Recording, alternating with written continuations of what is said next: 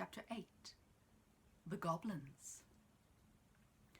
For some time, Curdy worked away briskly, throwing all the ore he had disengaged to one side of him, ready to be carried out in the morning. He heard a good deal of goblin tapping, but it all sounded far away in the hill, and he paid it little heed.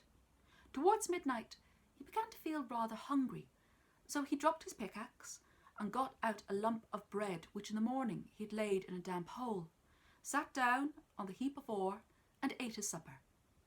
He then leaned back for 5 minutes' rest before beginning his work again, and laid his head against the rock. He had not kept the position for more than 1 minute before he heard something which made him sharpen his ears. It sounded like a voice inside the rock. After a while he heard it again. It was a goblin voice. There could be no doubt about that.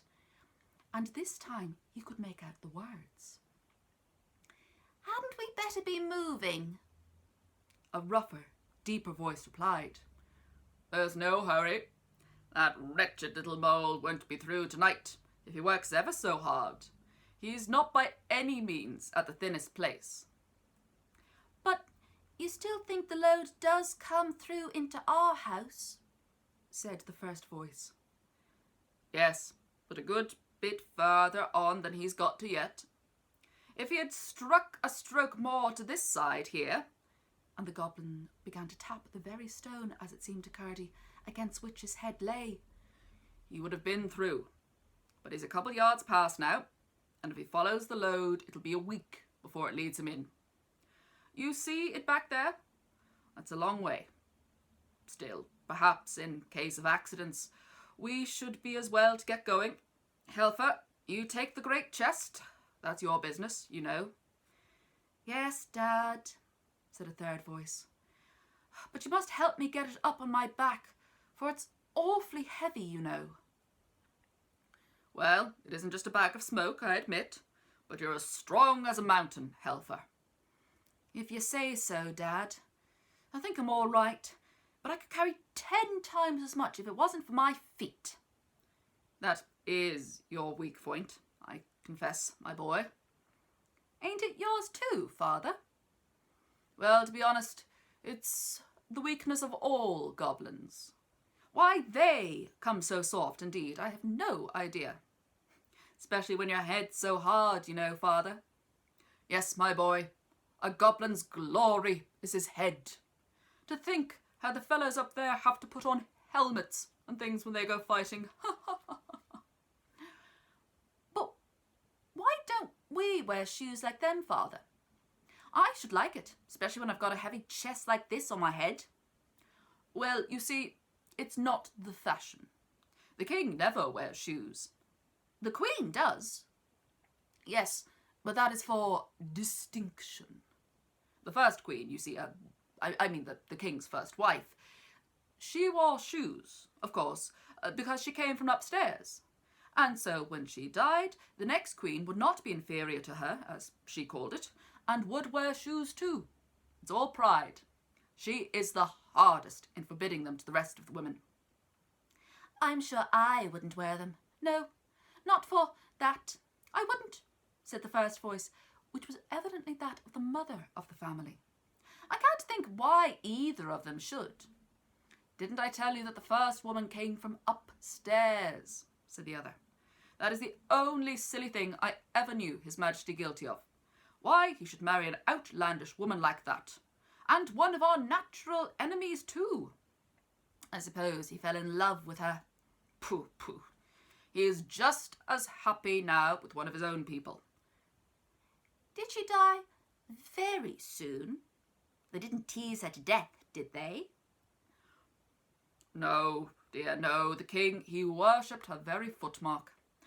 "What did she die of then? Didn't the heir agree with her?" "She died when the young prince was born." "Oh, how very silly of her. We never do that.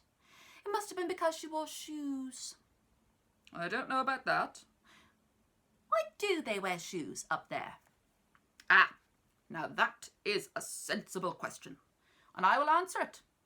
But in order to do so, I must first tell you a secret. I once saw the Queen's feet. Without her shoes? Yes, without her shoes. No, you didn't. How was it? Never you mind how it was. She didn't know I saw them. And what do you think I saw?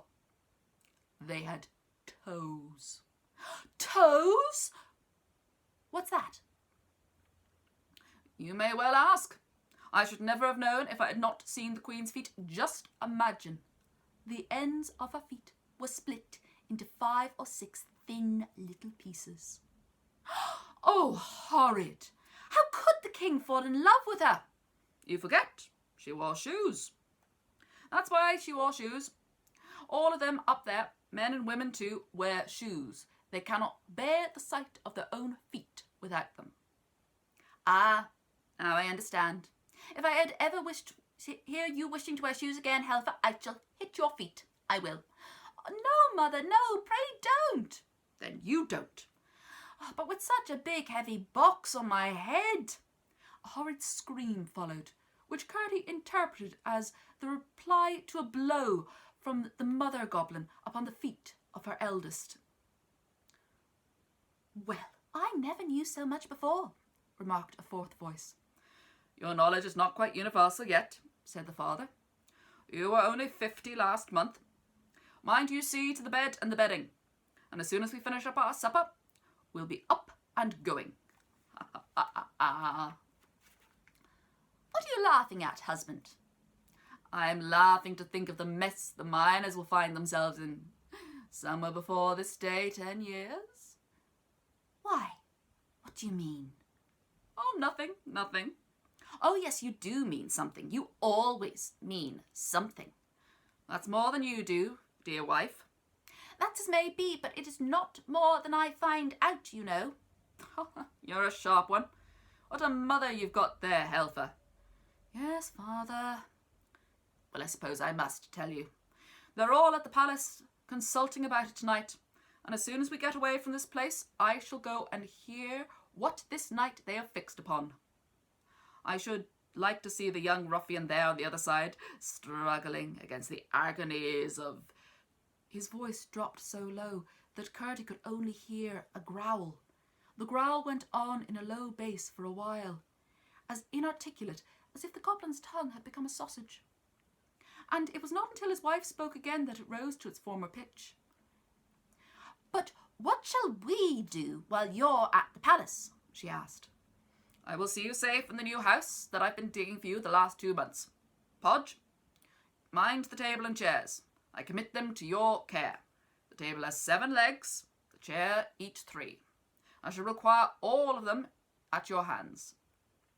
After this there arose a confused conversation about various household goods and their transport, and Curdie heard nothing more that was of anything of importance. He now at least knew one of the reasons for the constant sound of goblin hammers and pickaxes at night. They were making new houses for themselves, to which they might retreat when the miners should threaten to break into their dwellings. But he had learned 2 things of far greater importance. The first was that some grievous calamity was being prepared and was almost ready to fall upon the miners. And the second was the one weak point of the goblin's body. He had not known before that their feet were so tender, as he now had reason to suspect. He had heard it said that they had no toes.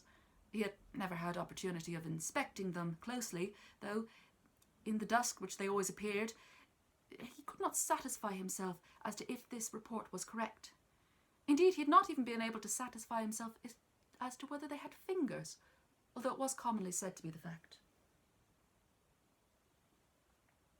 One of the miners, indeed, who had had more schooling than the rest, was wont to argue that this must have been the primordial condition of humanity, and that education and handicraft had developed both toes and fingers, which position Curdie had once heard his father sarcastically agree to, alleging in support that that was probably why babies' gloves were traditionally the remnants of the old state, while stockings of all ages, with no regard being paid to them in toes, clearly pointed in the same direction.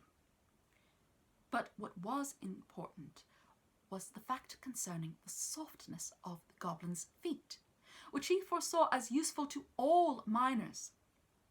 What he had to do in the meantime, however, was to discover, if possible, what specific evil designs the goblins now had in their heads. Although he knew all the gangs and all the natural galleries which they communicated in the mine in this part of the mountain, he had not the least idea where the palace of the gnomes was. Otherwise, he would have set out at once on the enterprise of discovering what said design was. He judged, and rightly, that it must lie farther in some part of the mountain, between which and the mine there was as yet no communication. There must be one nearly completed, however, for it could only be a thin partition which now separated them. If only he could get through in time to follow the goblins as they retreated. A few blows would doubtless be as sufficient, just where he laid his ear now, but if he attempted to strike with his pickaxe, that would only hasten the departure of the family, and put them on their guard, and perhaps lose their involuntary guidance.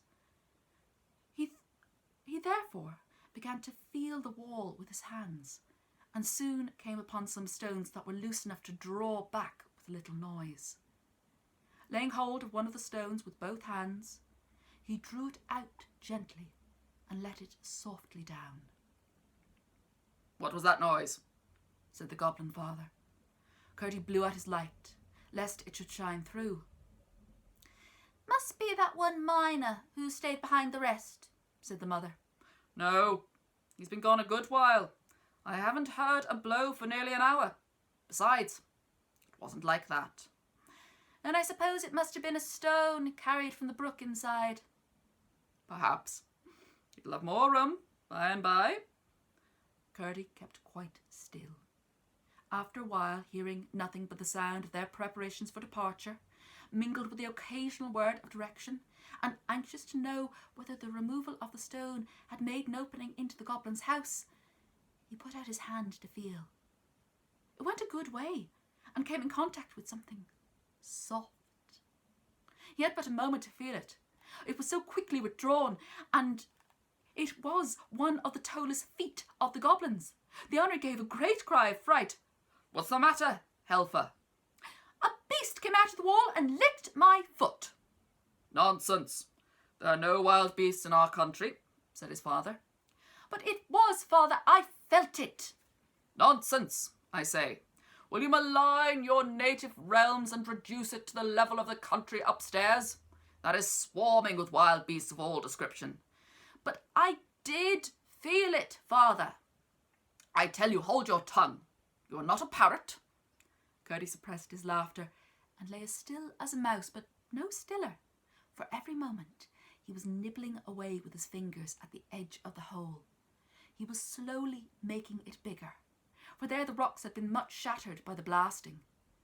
There was sound of a good many in the family, to judge by all the confused talk and that came through the hole, but they were speaking all together, and it sounded just as if they had bottle brushes, at least one, down their throats, so it was not easy to make out what they said. At length he heard once more from the goblin father, saying, "Now, then, get your bundles up on your backs. Here, Helfer, I'll help you with your chest." "I wish it was my chest, father." "Your turn will come in time enough. Make haste. I must go to the palace tonight. When that's all over, we will come back here and clear out the last of our things before enemies return in the morning. Now light your torches and come along. What a distinction it is to provide our own light, instead of being dependent on a thing hung up in the air. Most disagreeable contrivance. Intended, no doubt, to blind us when we venture out into its baleful glare. Quite glaring and vulgar, I call it, though no doubt useful to the poor creatures who haven't the wit to make the light for themselves." Curdie could hardly keep himself from calling through the hole where they thought they made the light to light their torches by. but a moment's reflection showed him that they would have simply said, insomuch as they struck two stones, and the fire came.